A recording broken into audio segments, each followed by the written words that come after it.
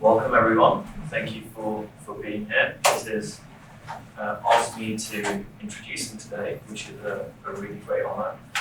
I've not made any notes, so I'm really going to speak from my heart about this man. Today's whole day is really about consciously creating a document, which for everyone who's read the Ultimate Coach is a really big part of the process that Steve Hartman does with his clients.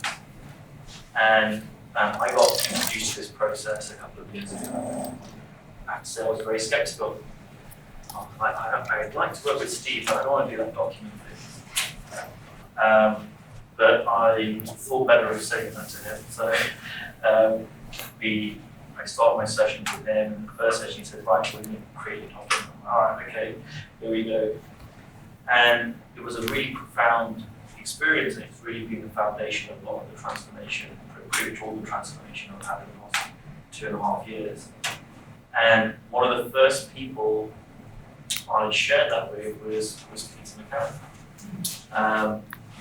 And Steve, it was funny because Steve had actually said, I don't want you to share this with anyone until we get to the end of our agreement. But just a week before one of my men's immersions, he said, actually, no, you can share it. And so I'm running this week-long retreat, and Peter's one of the 12 men there. And I share like a version of the process we went through over a few days. And when I look back, so that was just over 2 years ago, when I look back at what's happened in those 2 years, Peter, and perhaps maybe one other person, has been someone who's not only consciously created a document, but has really used that as a North Star to change his life in really quite profound ways. And so I've seen the power of the document, and I'm very conscious and mindful about who I refer people to, who I recommend people to go to create a document. And Peter's one of 2 or 3 people I would do that. And I don't do that because my favorite or something like that. It's because of who he's being with the document. So, and Peter's going to talk more about that today and share some of his story. But for Peter, these aren't a set of affirmations. They aren't just a set of words. They're words that he lives by and is constantly looking to go deeper with. And Peter and I, we were in a coaching agreement, have been for several years. And so an example of this is Peter will show up to a session, and some sessions will say, Kush, can we just talk about this one line in my document? Like, this is the real thing I want to get out today. There's this one line, I declare myself as this, and I think there's another level I can go to with it. We'll spend 90 minutes just talking about one line in this document. I remember there was a point where Peter's got a line in his document about being an athlete, and he had sciatica. And again, most people wouldn't do this, most people don't want to do this, but Peter came to the session and said, how can I be this line in my document while I've got sciatica? And that's such a great question. And this isn't about me kind of like giving him the answer, but even just having that exploration was really powerful. Peter's done so much. What Peter does as the bare minimum with his document, and you'll hear about this today, is so far beyond what I think most people do with their document. So I'm really blown away that he wanted to do this. He said, look, I'd like to do this. I want it to be of service to the community. This is, we don't get this room for free. He's paid for this room. He's flown over here. And I've been telling people, if he was charging $1,000 for this day, it would be really cheap. Like, I would be as vocal about attending this if he charged $1,000 for it. So if you're watching this on the replay, because I know, thank you, Eric, for recording it. Whether you're watching this on the replay or you're in the room, please listen to Peter in the way that you listen to Steve Hartman. Right? Listen to this as if you paid for it, because that's kind of this controversial to say, but my feel is that the power of the document as described in the book is but the book doesn't really do it justice to what it really is in my mind. And I read the book. I read the book a couple of times before I created my document. I didn't really get how powerful it is. And even people who have a document, and I've coached a number of people who have created documents before they come to work with me, there's a depth of what it is that people miss. And Peter's one of the few people I think who really gets that. So I could talk more. Yeah. I could keep going for another hour. I want to pass it over to Peter. And again, just thank you for inviting me to introduce you. Thank you for who you are. There's virtually no one else who could deliver what you're going to deliver today in the way you're going to deliver it. Because you're speaking very much from experience, not just as an idea, and this is the process. Yeah. So without further ado, Peter. Thank you. Thanks, Ankush. Appreciate that. Thank you. Yeah. So thank you for being here. Thank you for taking time out on a Saturday when there's probably so many other things you could have been doing. But I'm delighted that you're here. Delighted that you're all here. I want to start by just acknowledging some people, and I want to. She's not here right now, but my wife Julie is, Jules as I call her, is she's here with me. We've spent 10 days in Sedona. We came into Phoenix on Wednesday. She spent quite a bit of time being treated by myofascial release therapists, which is something that she specializes in. And Julie is the biggest inspiration in my life. We've been married for 33 years. We have two incredible kids who we're long distance parents now. They both live and work in Australia. And Julie has just been such a huge inspiration to me in every aspect of my life for more than 33 years. We met when I was 17. So you will meet her later on. So I want to acknowledge Julie and just, I wouldn't be here right now if it wasn't for her, no question. I want to acknowledge Ankush. I want to thank you for your introduction. Ankush has had an enormous impact in my life over the last 4 years. And I have told him this before. This is not new, but my life is nowhere near the same as it was 4 years ago. I met Ankush. I discovered that two things about him. I discovered that he was a coach who used an understanding called the 3 principles, and I discovered that he was a client of Steve Chandler's. And those two boxes made perfect sense for me to contact Ankush. And we've been working together since. At the time, I remember thinking, well, maybe I'll work with him for 3 months or 6 months. And here we are 4 years later, and we've just started another program, which will keep us going probably till this time next year at the minute. So, but Ankush, thank you for just for everything that you have done that has impacted my life in so many ways, not least the opportunity to be here today, the opportunity to spend time with you in Phoenix when you're being coached by Steve. I'm hugely grateful. Thank you. I want to, on my notes, I need to keep these notes on. I want to thank Eric and Judy. I had Eric, and I met Eric, and in fact, I met Eric almost a year ago.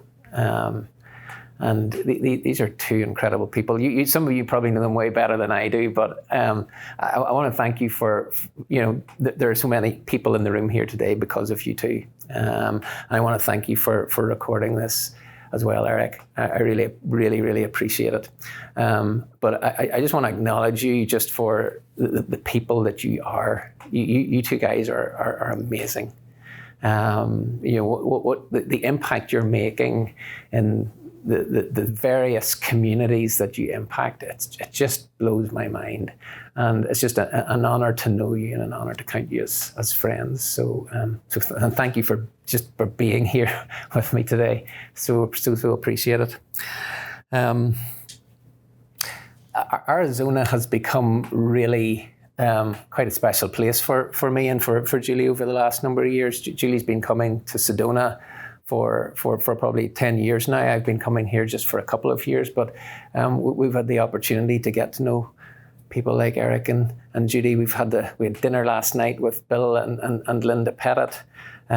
We had dinner on Wednesday night with Anya and her husband Peter. There's just so many incredible people in this place, this part of the world, who have welcomed us into their lives when we've been here. We're very grateful. So I just want to acknowledge each of you. So thank you.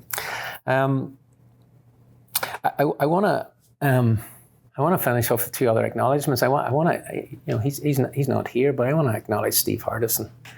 None of us would be in this room if it wasn't for Steve and what the work that he has done.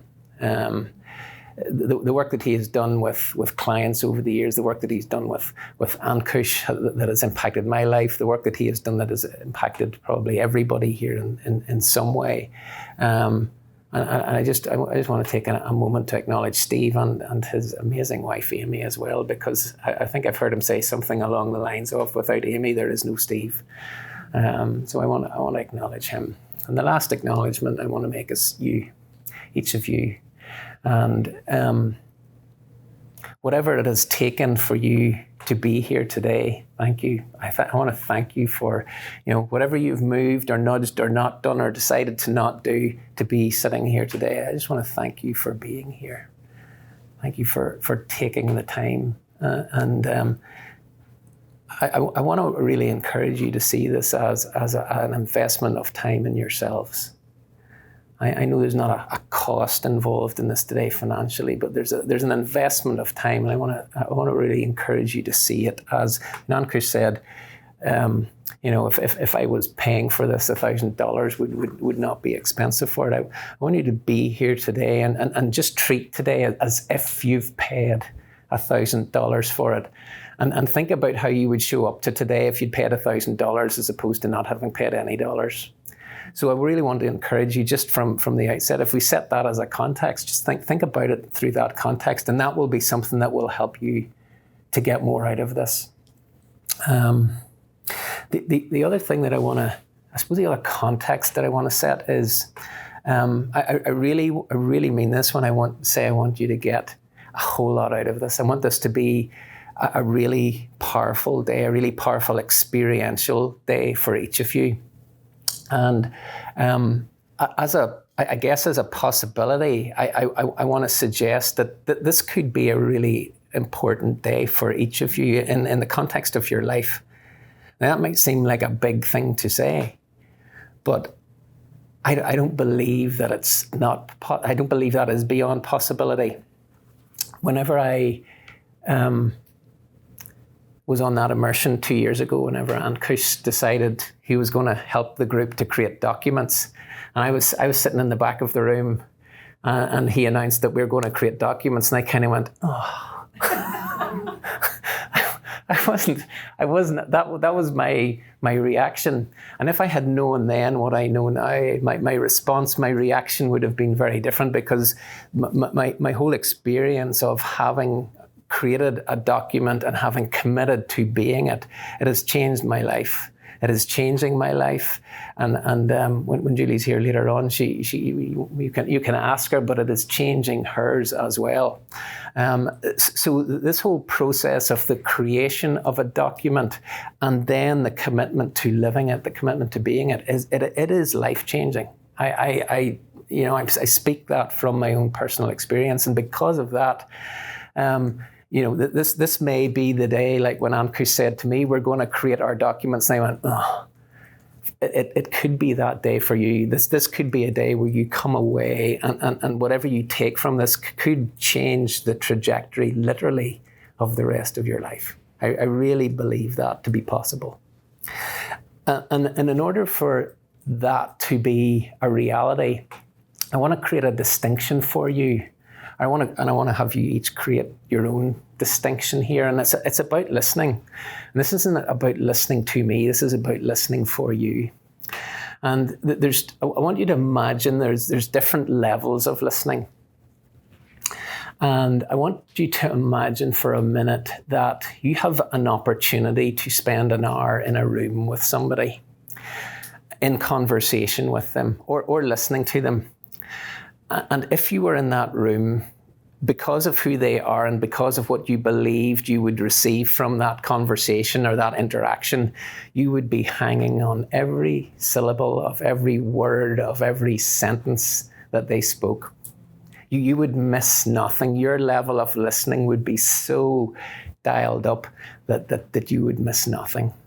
I want you to imagine for a minute, I want you to think for a minute for yourselves, if that was a situation that you were in, who would that person be for you? I want you to really think, I want you to get a picture of the person that if you were in a room with that person, now they could be alive, they could be dead, they could be famous, they might be a family member. It doesn't matter who that person is. The only thing that matters is if you were there with them, your level of listening would be at the highest possible level. So I want you to think, and I want you to come up with a person, a name. So just sit with that for a few seconds. And I'll share with you in a minute who that is for me. But I'd like each of you to have a name or a person. And if somebody is willing to share, who would that person be for you? Great Spirit. Great Spirit. Okay.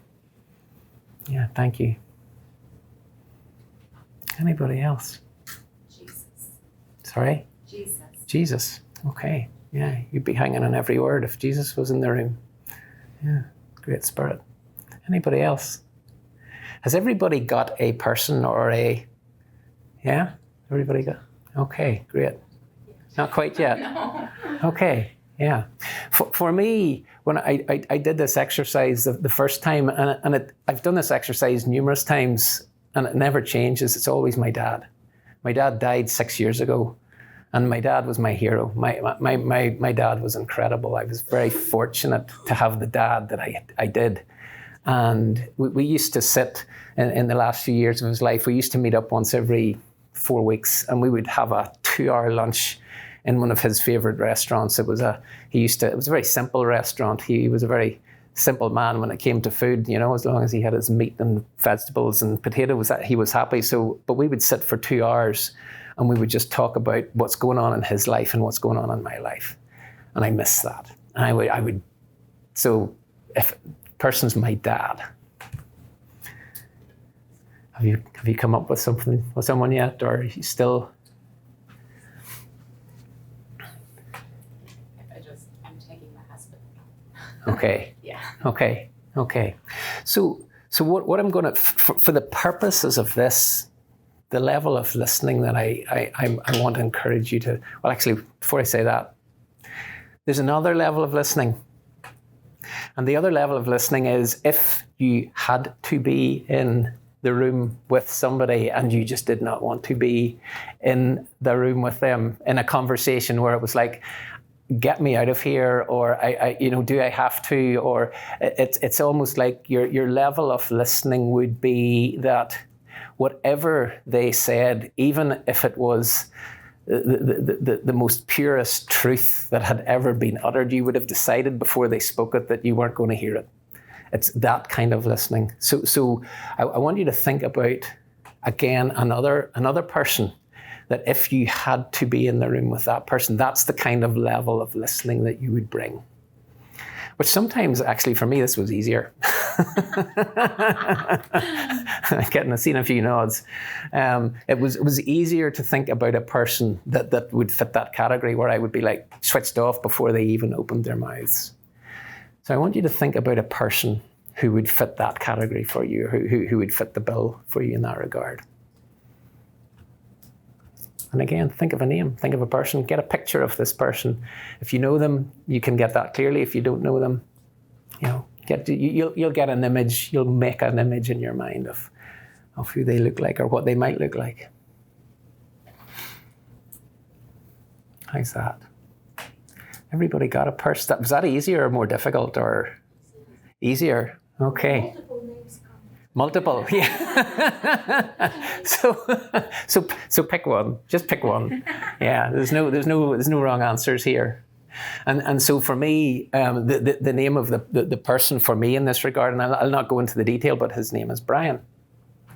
And so I have, on one hand, I have my dad listening.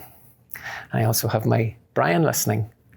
And the level of listening that I bring to Brian or my dad it's not because of the person. It's the level of listening. It's always a choice. I can choose to bring my level of listening, my dad listening to any conversation. I bring my dad listening very often to my conversations with Ankush. I'm listening and I'm I'm writing notes and I value those conversations so much. If I brought my Brian listening to those conversations, I don't think I would get a whole lot out of my coaching program with Ankush. And so the whole point that I want to make here is the level of listening that we bring to anyone and any conversation in any set of circumstances we're in, it is completely a choice. And the ability to hear wisdom and truth. There's truth. I mean, the way I kind of see this is there is truth everywhere if we will actually just listen. And so I want to encourage you today, not for me, not because I necessarily have loads of wisdom, but I might just say something today that touches something inside of you that is just the one nugget of information that you need for you from today. And so I really want to encourage you to think about that person, the first level of listening, your equivalent of my dad listening. I really want to encourage you to bring that to today. For you, not for me. For you and for everything that will do to ensure that you get more out of this day, to get as much out of this day as you possibly can. That you get $1,000 of value, or way more than $1,000 of value out of this. Anybody any questions about that? Does that make sense, or does that sound crazy, or is this making sense? 100%. Makes sense for you, Sonia? Yeah. Okay. Any other comments or about that, or thoughts about that? Okay. Okay. I want to say that I've done that exercise so many times for other people, and every time I do it and I get this feedback from other people that I'm experiencing myself, it changes something in me. So I'm sitting there and I've got my voice open listening to speak Bollywood.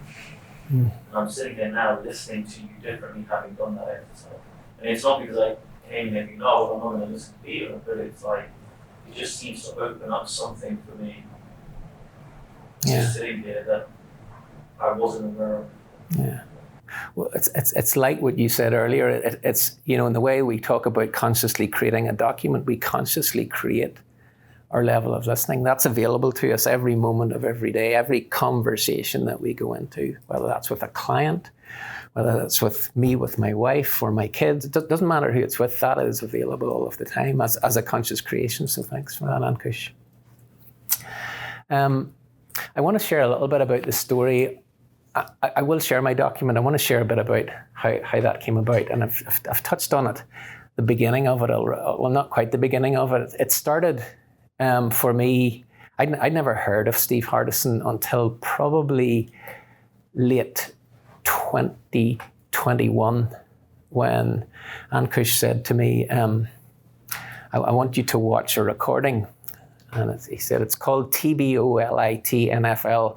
And he explained what that meant. And it was a recording by Steve Hardison, a recording of Steve Hardison talking about the work that he did with an NFL footballer called Deuce Latui. And I didn't like the recording. I really didn't. I didn't get it. I watched the whole 2 hours, and Steve came across as to me there was a kind of a brashness and a loudness and an arrogance, and I judged him. I really judged the man, and I came back and I think I told Ankush this, and either that or he asked me, "Have you listened to it?" And I said I had, and he asked me to go and watch it again.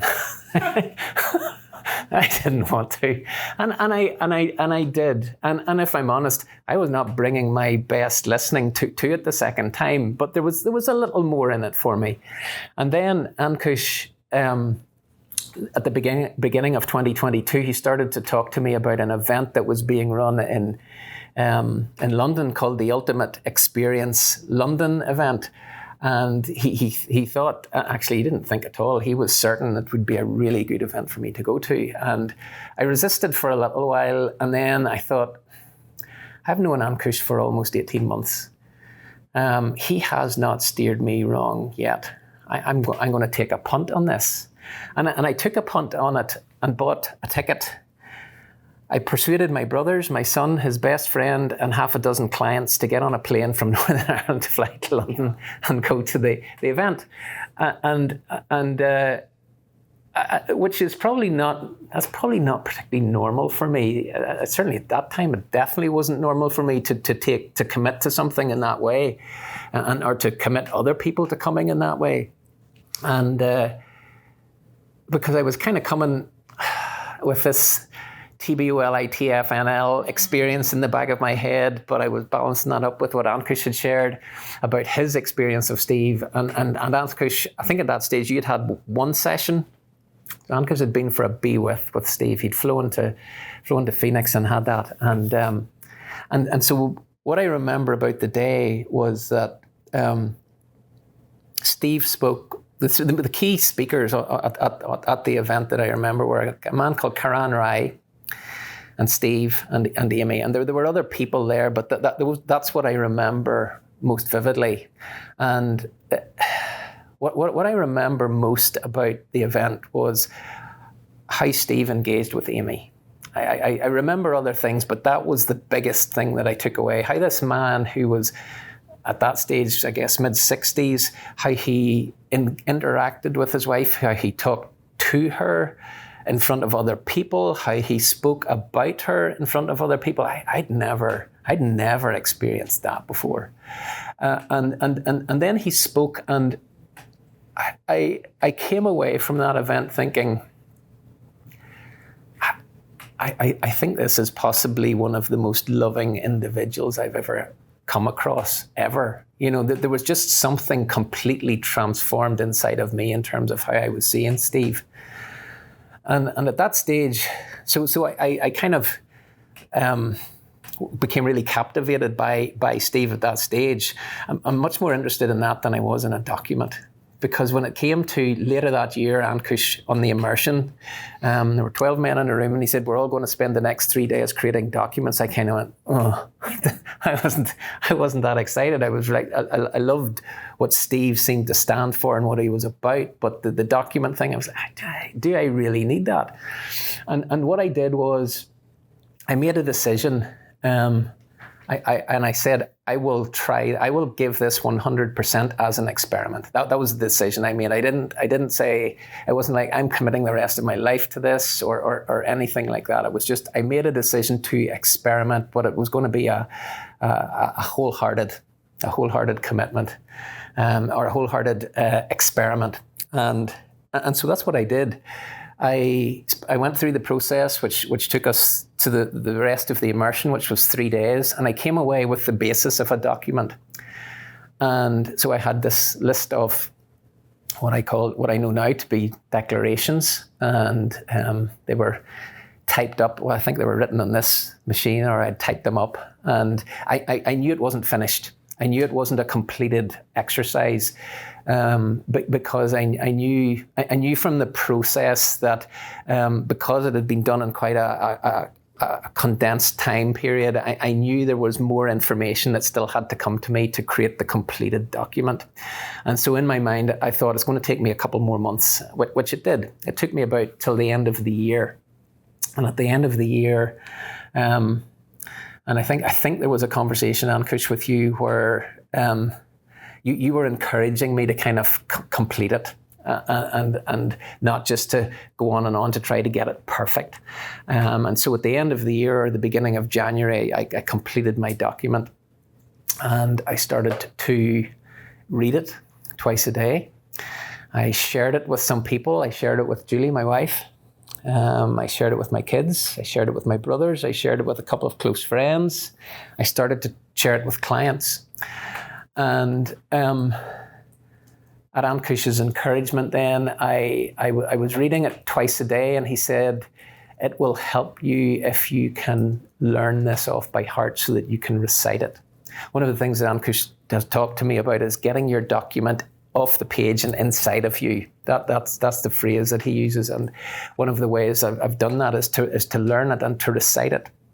And so I started to learn it, and I think I don't know exactly when, but it was probably end of January, middle of February last year that I had it by heart, and so I started to recite it every day, and I didn't think a whole lot more about it, but I was committed to this experiment. I recited my document in the morning, I recited it in the evenings, I occasionally recited it. In fact, I know I recited it. I go to the gym in my town 3 times a week, and the distance from my house to the gym, it's the perfect distance and amount of time for me to recite my document.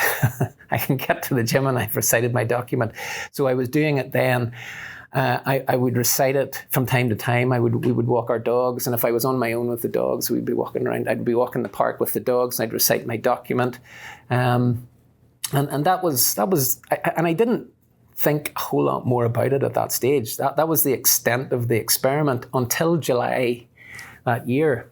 And Julie came to me and said, "You've changed. How do I get a document?" And I didn't, and I was like, whoa, rewind. What do you mean that I've changed? And she said, you're different. It's hard to put it into words, but you're different. You're not the same person that you were 6 months ago. How do I get one of these? So I talked to Ankush about that, and he said, don't you help her with that. We'll get somebody else. And so we found another coach, a lady that some of you might know, Caroline Hughes, who's from Dublin. Wonderful. In fact, she spent time here. In January, she was here in January. Caroline, over a number of, I think it was between September last year and January, she had 5 or 6 sessions with Julie, and Julie created her document. So from the start of this year, she has had a completed document as well. And so we now have these 2 documents, and we share them with each other. We talk about them. And it's not like not all the time, but every now and again somebody will be, how does that fit with your document? Kind of it's that kind of a conversation, a reminder, yeah. And it's just what I've seen for both of us is the document has just started to become more and more and more important and more impactful. I want to share a little bit about, actually, any of you have any questions about any of that? I mean, just if at any stage you have a question, put your hand up. Just feel free to ask. I want to feel that you can. Go ahead, Ankush. Can I make a comment? You can. So it's interesting hearing the story from your perspective, because we met, I think, a week after that, or a month after that in my school. Yes. After you created it. Yes. And there was a distinct glint in your eye that wasn't there before you created your document. Okay. And so for me, it was immediately noticeable, not in how we were speaking in a coaching session, but just when I observed you amongst other people, the way you spoke about yourself, your energy, it started to show up for me very, very quickly, how you We're noticeably different. Well, thank you for the reminder. Yeah. I remember feeling different when you say that, but I'd forgotten that. So so interesting just to hear that back. That my connecting with the new language, with the language of the document, the language of my new consciously created document, immediately for Ankush. And I think one thing I will add about what Julie said is she waited until July because she said, I wanted to see if it was going to stick. I wanted to see if this, because I had been, I tried this and I tried that and I'd done lots of different things and they'd come and gone. And she came to me in July and she said, you've changed and I see you're serious about this. She saw my commitment to it. And that was the delay. So that, in a sense, maybe she'd seen something earlier on. She had made a comment in March, but it wasn't until July she said, how do I get one of these documents? And so I suppose what it looks like for me now is my document. I recite my document at least twice every day, probably much more than that, actually. If I had to guess an average, I'm sure it's probably 3, 4, 5. There's days it's more than that. But so I recite it frequently. I recite it in those contexts that I've described. Walking around the park, I could be in the car, I could be on the way to the gym. It's just something that's kind of at my fingertips. Because I can recite it, it's at my fingertips anytime now. It has changed my language about myself. I share it much more frequently now than I used to. It's very rare that a client wouldn't hear me share my document quite early on in the process of working with them.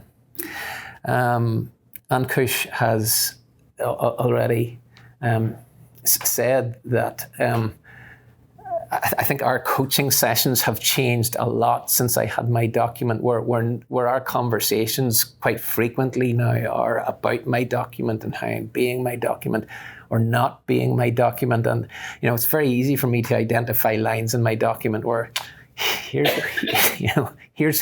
a conversation. I want to talk about this line because, and it's inevitably because I've seen that I'm not showing up to life in the way that I want to, in with regard to certain lines in my document, and I'll show you. I'll at the break I'll show you this. But the other thing I've done is I commissioned a painting, nice. So I've a friend who I met through Ankush. He's a coach. He's an artist, he's a firefighter, he's a father, he's an incredible man. And I had a conversation with him quite recently, and I just asked him the question, would he be interested in painting something that represented my document? And he just kind of lit up and he started to talk to me about his vision for the world and for art in the world and how art can impact the world. And I'd never heard him talk about art in this way. I'd always talked to him in a kind of a coaching conversation or talking about his kids or that kind of, I'd never really heard him talk about art. And so over a number of conversations, 3 or 4 conversations, we went backwards and forwards and he created this piece of artwork. Computer generated, and once we signed off on it, he went off to paint it, and he's painted it on a beautiful sheet of aluminium, and before he painted it on the aluminium, he wrote my document on the aluminium, and so I am going to be taking delivery of that from him very, very soon. It's actually completed, but it's still, because it's an oil painting, it takes a while to dry. I did not know this, so it's been in his art studio for the last couple of months drying, and so that is going to go in my office, and the way my computer screen sits, it will be over my right shoulder. And so when I'm on my screen talking to my clients, that painting will be in my line of sight through the screen, and so that will be another connection to my document. And so the more I have sort of built the document into my life, the more I have repeated it, the more I have, actually one other thing, this is something that Ankush shared with me recently. He asked me a question. He said, do you have recordings of your document? And I said, I do. How often do you listen to them? At which point I kind of went, well, not really that often, which basically meant never. And so he challenged me and he said, I want you to, or the request that he made of me was to speak to a number of people and have them record my document, them speaking my document, not in the I am format, but in the you are format. And so I now have my wife, my 2 kids, I have my closest friend back in Northern Ireland, and I have 3 other colleagues. I have on my phone, I have Daryl Sweeney speaking my document, I have Johannes Metzler speaking my document, and I have Ankush speaking my document. And what I will do with that is I will one of the first things I'll do in the morning is before I kind of come awake, before I actually recite my document, I will now listen to it. Now, more often than not, I will pick out the version that Julie said because I just love I love her voice. So I pick that one out, but I will periodically hear Ankush speak my document. I will periodically hear my daughter Sophie, my son. Actually, I should have said that I don't hear my son Jake. I'm still waiting for that recording. But I have 7 or 8 recordings on my phone, and I will hear that. One of those recordings, probably 2 times. I'm going to say 2 times every day. I will hear at least 2 times. So all of those steps, all of those measures are what I have done and what I am doing to get my document more and more inside of me. Let's see. I'm curious about, I love your story. Great, thank you. And I'm curious about how you knew that it was time to do this process, because you started out with kind of a, this kind of attitude towards Steve Hardison and the document. Yeah. And I understand that. Yeah. But there was some point where you decided, okay, I'm going to go ahead and experiment with this. Yeah. 100% effort in that experiment. How did you know inside yourself that it was time to do that? Because it's so easy to go, oh, well, blah, blah, blah. That's just somebody being arrogant, up in their head or something. A judging response on people. But you shifted and decided to do something different. I know you're working with Ankush. Well, I think there's probably a couple of the big thing was there's no real. It's very hard for me to explain my resistance other than that I felt it in my body. It was like if that's the so I felt that. And the flip side to this is at that stage Ankush had created his document and I had seen him change. I had seen him change. And that again was very quick. You created your document during 2022, isn't that right? Yes. So from May, June, July, and so by the time I created my document in October that year, I had started to see the impact of this in Ankush, and so I had enough to kind of at a cognitive level, it made sense to me because he's done that. I see a difference in him. But I still had an internal reaction. Now, my guess is that was an internal reaction to TBOLIT, NFL, or Steve, or something like that, in spite of what I'd experienced in London. But because I was kind of, the document, that was there. But I was willing to give it the chance because of what I saw in Ankush. And then when Julie came to me in July, I was like, okay, I don't need to experiment with this anymore. If my wife, who has been watching me for over 30 years, is saying that, this works. Right. This works. And that at that point it just became okay, so how do I up my game with this now? And since then there's been a much more conscious effort to, that's so since then, I would say I've listened to it more, I've shared it more, I've recited it more. I mean, I would never have had a painting, and I know Ankush has had a painting, and I'll share this. Whenever Ankush had his painting done, I was like, you've got to be kidding me. I shared this with Ankush. I judged him for that because I thought that who does that, and what he shared with me blew my mind, because he talked about his painting through a context of, this is one of the biggest acts of self-love that I have ever, in terms of a gift back to himself. I hadn't seen that. I saw sort of arrogance in it. I didn't see self-love. And so for me, for me to actually spend the money to have Stuart create the piece of art for me, I can see that completely for me. And there will other people who will see it very, very differently, but I see it as an act of self-love for me. And that's one of the biggest things about this document. Through my document, and if I was to cut to the chase in terms of the heart, what is the difference that my document really is making for me? I am learning to love myself, having spent decades loathing myself.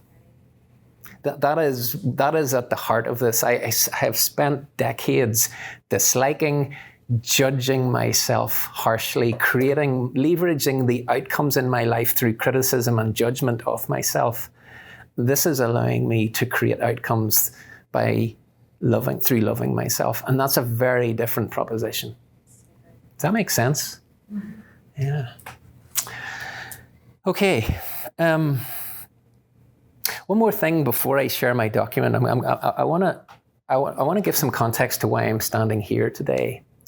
I was on an immersion in September, and there were 12 men plus Ankush and two other men who Ankush leads it, and he has two other men. One is faculty, and Arthur comes to kind of handle all the background logistics. It's an amazing event.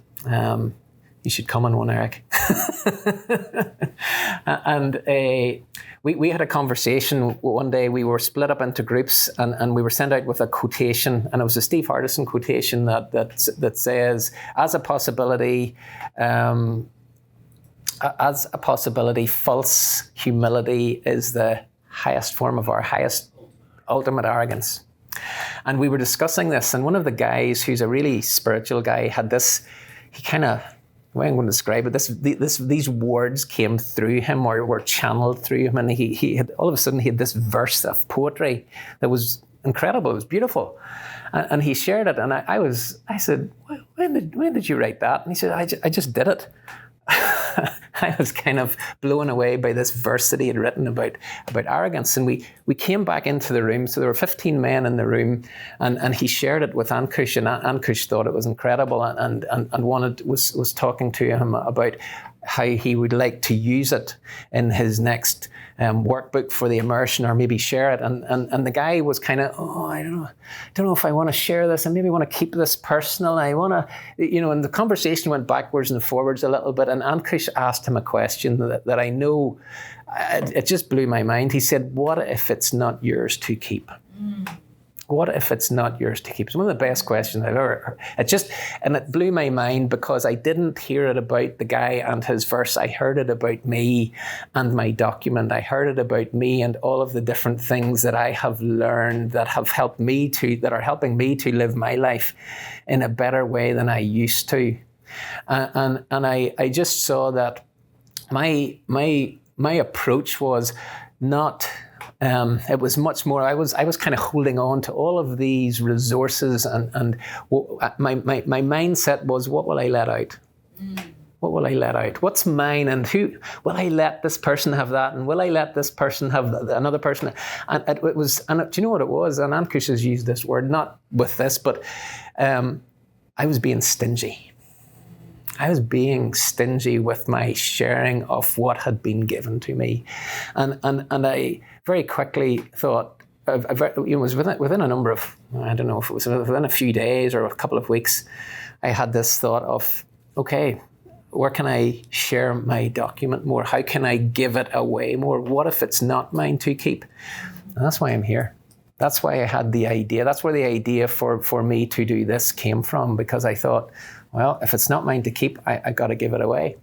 And so you are in a way the first beneficiaries of that question that Ankush asked. What if it's not yours to keep? And I'm going to encourage you, even aside from the document, what do you have that's not yours to keep? It's a great question to ask ourselves. But in terms of my document, it's not mine to keep. And so I'm going to share my document with you, because it's not mine to keep. Yeah, this what I'm about to share you is it's really a foundation for my life now. It's if not one of, if not the biggest, it's one of the biggest building blocks that frames how I live my life. So here's my document. I am perfect love. I am perfect peace. I am deeply filled with gratitude, but only always. I am an incredible force of nature, and people's lives transform when they spend time with me. I am that the whole world is a stage on which I am always playing, whether the house is full or empty. I'm always in action, always making my next move. I am consciously and constantly creating and in creation every day. I am living, loving service. I'm a piercing light that reveals the infinite potential and possibility I see in everyone. I am that everyone is worthy of my love, especially me. I am that nobody is worthy of my judgment, especially me. I am that separation, comparison, and competition are all an illusion. I am that we are all one. I am that we are all God, but with a small g. I am totally comfortable being seen and known. I am that any amount of money spent on me can only ever equate to a fraction of my value or worth. I am that when I'm crystal clear about what I want, I create that. I am that I see only possibilities, and what I know to be possible is infinite. I am that I easily initiate conversations with anyone, anywhere. I'm an incredible listener, and wherever I go, I slow down to hear beyond people's words and right into who they are being. I am that I willingly and consistently embrace growth through change in any area of my life. I am that I deeply value my time and use every minute wisely. I am fearless, I am fun, I am audacious, I am strong, I am free, I am relentless, I am unforgettable. I am courageously, powerfully, unashamedly, and unapologetically being me. I am perfect health. I am that my body is an exquisite and sacred temple, carrying my divine essence through life, and together we are creating miracles. I am that my physical fitness and strength are always high priorities for me. I am that maintaining a healthy diet is non-negotiable. I am lovable, sexy, and charming. I am a handsome devil, and I turn heads wherever I go. I am also an incredible husband. I am committed to my amazing, beautiful, sexy, talented, inspirational wife, Jules, with every fibre of my being. I am consistent in my being fun, excitement, romance, and intimacy in our marriage. I am that I play full out, hold nothing back, and live an epic life with Jules, creating the amazing and the impossible. I am the most unconditionally loving, supportive, encouraging, and inspirational dad to Jake and Soph, who are without limitation and for whom anything is possible. I'm a master of perfect surprises and gifts. I'm a fabulous cook. I'm a coach, a leader, a business owner, and a man of my word, and who I am being as I move through life is radically impacting people's lives every day. I am the most inspirational and transformational coach on the planet. I am that I create and help create the improbable and the impossible for fun. I am that I'm only ever scratching at the surface of what's possible. I'm a go-to trusted advisor for people who are radically disrupting the planet in a good way. I'm a master at my craft and I never stop growing. I am that I create money with total ease. I am that my fees represent and will always represent incredible value no matter what I charge. I am that I don't have to do it all on my own. I am that I can work from anywhere in the world. I am that I collaborate with others so that I can focus on what's most important to me. This is who I am. This is who I create myself to be. My parents named me Peter. That's my document. Thank you. Thank you. So that is my document, and it's as I have said, this has become foundational to me. Those words have become really, really, really important to me. The only change that I have added one line to my document since January last year, and I made a specific change I didn't make a change. I added a line because I saw that my relationship with my body was not good. I'm not kind to my body. I was not compassionate. I pushed and I drove my body. I did not. I did not treat it with heart and with love. And so I added the line that I am that my body is an exquisite and sacred temple carrying my divine essence through life, and together we are creating miracles. Somebody that I'd done some work with, a lady called Karen Rosenberg, asked me one day, she said, Peter, have you ever asked your body for forgiveness for the way you treat it? And that just caught my attention massively, because I had a visceral reaction to that statement, because my internal reaction was, it's my body that should be asking me for forgiveness for not showing up to, not doing what I wanted to do. And that line has been really the only addition, but it was a really important addition to my document, because we can treat our bodies as if somehow we're, it was almost like my body was separate from me. And this line has allowed me to kind of integrate who I am and what my body is into a much more aligned, connected togetherness that there wasn't before. I'm going to check the time. 10:43. Okay. Anybody any questions at this stage? Yes.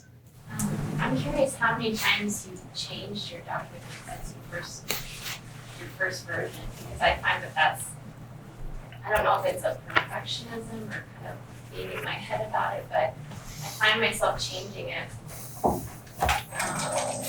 quite a bit through the years. I probably known about the document similar to having about for years or whatever, but I've changed it so many times, and they're all good versions, but I feel like I don't really know what the one document is. And so for you to have an artwork where you're putting it on the wall, and that just seems like, you're just absolutely beautiful, so I could see why you're happy with it and it's giving you results. But for me, maybe it's a sense it's not working sometimes, or do I really want that? I don't know.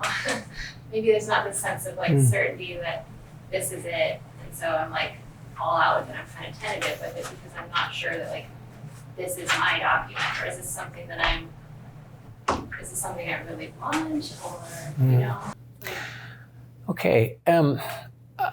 So my journey with this was, when I came off the immersion, I'd had 3 days with it, and as some of you'll know, there's a process where you create with all of the different ways in which you judge yourself, and I knew coming off the immersion that there's no way that I'd gone deep enough to discover all of those, and I knew that in my head I knew that was going to take probably a couple of months. And I got to the end of the year, and I had added a number of lines at that stage. I hadn't changed anything from what it was in the immersion. I'd added lines to it, and when I got to the end of that year, I had conversation with Ankush about this at the time, and it seemed to me that you could keep going forever to get the perfect document. And his encouragement to me at that time was, don't do that. Draw a line under it and commit to that. And so, I mean, I think there's about 50 lines in my document or something like that. If my document only said, I am perfect love, I could spend the rest of my life working on that. And that would touch every aspect of my life. It would touch my relationship with myself, my wife, my kids, my clients, my friends, my mum, my brothers. That would impact my life. So I see that there's a sense in which it in some ways it doesn't matter. What seems to have been more important for me is to commit. And that's been the piece for me, and so now I see that I've more than enough lines in my document to touch every area of my life in numerous different ways, and so I don't see that there's a need for me to go back and tweak it and adjust it and change it. The only thing that I shared was that additional line, and that came because I saw that there wasn't a line in my document that catered for that. That's the only reason that I added that line. Yeah, I think what you just said about I am perfect love is almost like all the other lines in the document are nuances to that. Yes. Right? Like that could be it, but then it helps you visualize it more when you have it like for your body, for your wife, for your kids, because it gives you a context where you are perfect love.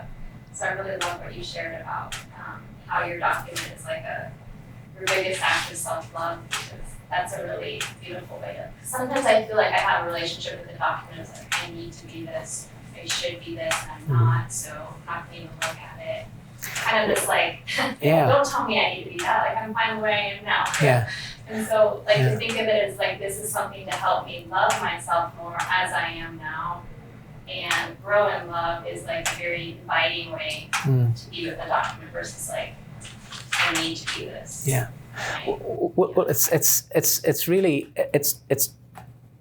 through me changing my relationship with myself in so many of those areas is changing how I walk through the world. It's like that. That's how it looks to me. I could give you a number of examples of how that looks. I have a line that says, I am that I can work from anywhere in the world. My wife, Julie, has been talking about us spending more time out of Northern Ireland, and she loves the sun. And we've talked about that I should say she has talked about it, and I have resisted that for years. Because I've been, well, what about my mum, and what about your mum, and what about the dogs, and what about, I had lots of ideas about why we couldn't do that. Since I created my document, we have spent 3.5 months in Portugal. A month at a time. We've done 3 1-month blocks and 1 2-week block. That became, I only thought about this recently, that's a line in my document that I have never thought about. How can I intentionally do that? But here it's happening. It's happening. I have another line in my document that says, I am that my physical fitness and strength are always high priorities for me. Since the creation of my document, I've committed to my fitness and strength in a way that I've never done before, and I've never, again, that line I'd never sort of sat down and thought, how can I be that line in my document more? That's one that is just apparently happened, and so that's where I keep coming back to this statement, and Ankush has shared this with me so many times. What's your language, Peter? How I talk about myself. And what I see is that the document is changing how I talk to myself, about myself. It is changing how I see myself. It's changing what I believe about myself. It's changing the narrative my personal narrative about myself. And as that narrative has changed, there's the amount of time we've spent in Portugal, the way I my diet, my exercise, my fitness, my the way I try to listen to Julie now, and here's the thing. I don't get it right all the time. I don't want you to be sitting there thinking that he's got all 50 of those lines off pat. No, I'm not anywhere near it. I mean, the way this works for me is, it's like each line is a mountain without a summit.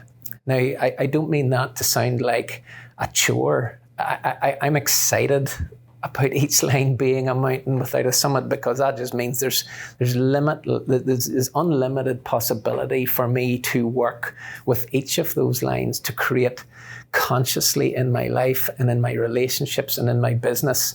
And I can see me, this document will be, I was going to say no less important. I think my document will just grow in importance. I will still be having this conversation with myself and with other people in 25 years' time. No doubt. I have no doubt about that. And I'm not going to need it to change. I don't think I'm going to need it to change. The other thing I'm going to say is just, for me, the creation of the document, I mean, I look back at it now and I felt it at the time, but I see it even more now. It's a deeply spiritual experience. It's not a cognitive exercise, and I think that because of that, it felt so deep for me at the time that I just knew there was something in it. I didn't, that was when Ankush took us through the process. That wasn't, beforehand when he said we were going to do our documents and I did this. I didn't know it was a spiritual experience. I'd heard descriptions of it and thought, that's just another thing that you do. It didn't feel like there was heart in it. It's not just that there's heart in this. There's spirit in this. It just gets connected me with me in a way that I didn't know. I didn't know what was possible at that time. Yeah, thanks for reminding me of that, because I think sometimes it can. I can do it kind of as a methodical thing. Like, okay, look at the judgment. So kind of like feel like it's just looking at the process versus more of like really being in spirit. Yeah. Connected to spirit. Yeah. When you're speaking. Yeah. I will say more about that on the way through when we're going through the process. I'll speak more to that specifically. Yeah. Yeah, this has been really helpful. Thank you. Yeah. Pam. Well, I was going to just add, you all may already know about this, but Steve Hart, these documents can evolve. I mean, beyond just being tweeted. Steve Hardison himself just completely revised his. Yeah. And he sent it out to whoever was interested in doing it. And I received it last night. And I'm going, oh my God. But it's like the document for his final chapter. Yeah. As he sees it. Yeah. And so I guess it's also something that you could even look at once a year in a way. I'm like, okay, how am I living these statements or these declarations, or do they apply, or did I hold back, or is there something that I want to emphasize more? But I just love the way he said, well, I'm redoing my thing. And would you like to see it? Hell yeah! I want to see what he's doing. I don't know the exact reality of this, but my sense is that what Steve has had, his document, has he ever changed it until now? Do you know that, Ankush? I think he's made some small changes to it. Yeah. But again, it's been, from my understanding, pretty infrequent. Right. Yeah. And even and he shared his new document with me yesterday. There's a lot in there that is familiar from his old document. Yeah. It does sound like there's real purpose behind it in terms of it almost sounds like he's looking at a final chapter or a home straight or some kind of. That's the title of it that he put on there. Yeah. And there are certain themes that are the same between the one that's in the book Mm. and the one that he is now creating, Mm. like his love for his beautiful wife, Yeah. and those kinds of things, his love for God, and it's just the way that he's expressing it. Yeah. And so I thought that was really beautiful. Yeah. Thanks. Yeah. Go ahead. I just want to share my gratitude. I've never been moved so deeply by a document. Wow. And whether that's my ears are listening more clearly, I was more connected, or there's an opening in me, or just your vibration and the message that you had. There was like a lifting in my being. And I didn't really understand when you were talking about maybe it's not mine, it's mine to give. And I didn't really understand that until I felt the process of what I was just given. There was a medicine. Yeah. Thank you. Oh, thank you so much. That's very moving for me to hear that. I appreciate that hugely. Thank you. Too. Judy. I remember in January, John Patrick Morgan spoke about the document. And he changes his every day, every morning. Right.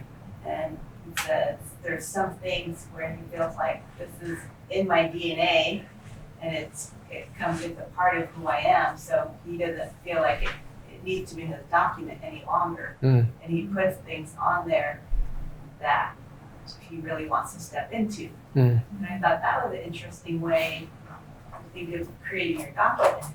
Yeah. Because it's a daily, living, breathing, evolving, Mm. right? He called it a declaration. Mm. So Mm. I love that there's so many different ways that you can do it that resonates to who you are personally, Yeah. and what you're going through. So. Yeah. I have little lines that I use that are not part of my document. I have some I am statements that I remind myself of that are very specific to intentional things that I'm working on in my life, but I don't include them as part of my document. So I have a line right now where so for example, in my health and fitness, I want to do a High Rocks event next year. And I have a line that I remind myself of numerous times every week that says, I am a High Rocks athlete. And I will probably continue to do things like that, but that will never be part of the document. I keep that as just something it feels like that's more, it's passing through. Whereas the lines of my document, the way I see this is those are, I'm not going to, I am perfect love is never going to be invalid. It's not, at least that's how it looks to me right now. So I hear what you're saying, but and how I work with that is that I have specifics that I have another line that I use, and it's specifically regard to my marriage. And I heard a talk by a guy called Otto Collins, who and Otto talks about $1 million marriage. And in my mind, I am creating $1 million marriage every day, and that's not part of my document. That's just something for me, but it's and I may not always feel the need to say that, and I may not always feel the need to say I am a High Rocks athlete, but I think I will always feel the need to say, or the desire to say, I am perfect love, I am perfect peace. I am deeply filled with gratitude. So, and I don't know. I'm 2 years into this, so I don't know where I will be when I'm, 69 and then thinking about my home straight. Well, I don't know. Hopefully, I'll not be thinking about my home straight at 69, actually. But, anyway, yeah, I don't know. But for now, it's. Did I see another hand? No. Okay. What I want to do is I want to allow you. Take a 15-minute break, and just let this settle, and we're going to start into the document creating process as soon as you come back, and so, but just have a just let this settle in whatever way works for you. If you need to go for a wander, use the restrooms, you might want to take some notes. But I'm going to, so it's 11 o'clock now. I'm going to suggest, I'm going to request if we're all back in here ready to start at 11:15. And just use that time in whatever way you want. We'll start into the document creation process. There will be a lunch break at probably somewhere around 12:15, 12:30, I would say. And but take 15 minutes now and just let what you've heard settle. And if anybody has questions for me, feel free to. I'll be here. Just grab me. So thank you very much for participating as you have. You're a lovely audience. Thank you. See you at 11:15.